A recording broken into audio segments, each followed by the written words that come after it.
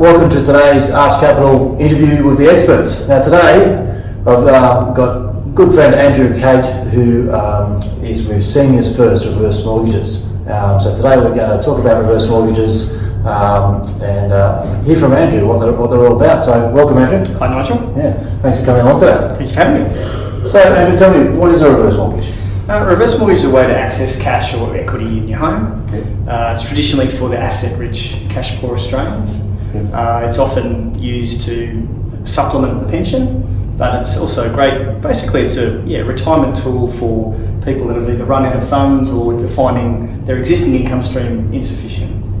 Great. So actually, I was just meeting with some clients this morning, and they might never have even thought of this, but if clients in Sydney particularly have a house that's got considerable value, is it a product they can use? Definitely, absolutely. And it's a much maligned product, but a lot of regulations have changed.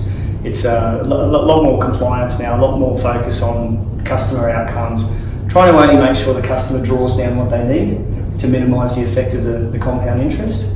And so, it can be, I guess to sum it up, be used in three ways. It can give you an initial sum of money, give you an income stream, or just a line of credit for larger unexpected expenses. So and especially in Sydney where property prices are pretty good, it's a great tool for people. I guess I see it two ways, Nige.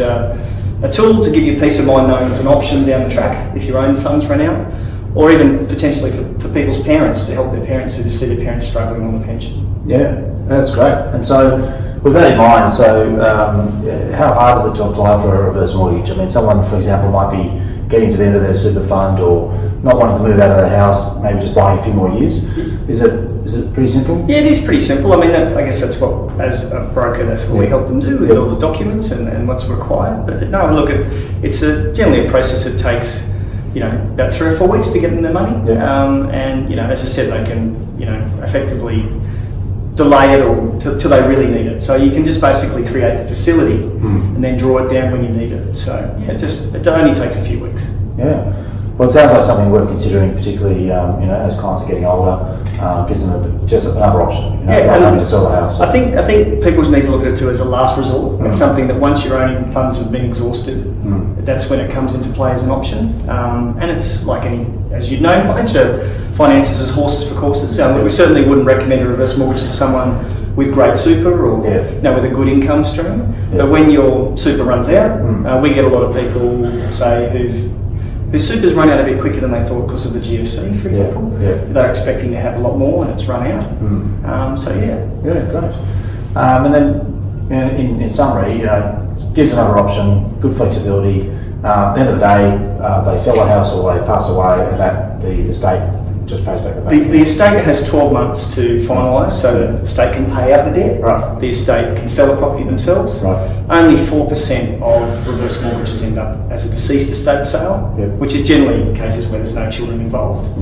But look, I mean, it's not about losing your inheritance. It's about reducing your inheritance to give you a better quality of life. But that's how the loan is set up. You can only borrow an amount that virtually assures there'll be capital left at the end, because the lenders don't want to lose money either. So it's the amount you can borrow is determined by your age. The older you are, the more you can borrow. But once again, it's not about giving people big chunks of money. That's I guess now deemed a bit irresponsible, and gave reverse mortgages a bad name.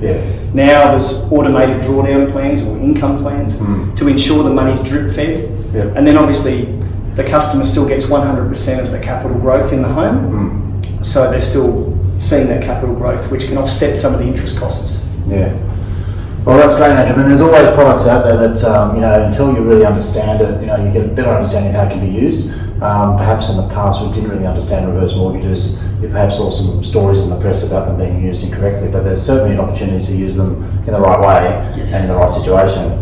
Like anything, the more you know about it, and the more you can work with someone that you trust, then it makes it easier and something we can open up to clients or their parents or who knows what. So, and we'll have Andrew's details on the end of this little video. Thank you. Thanks, mate. Thanks, mate.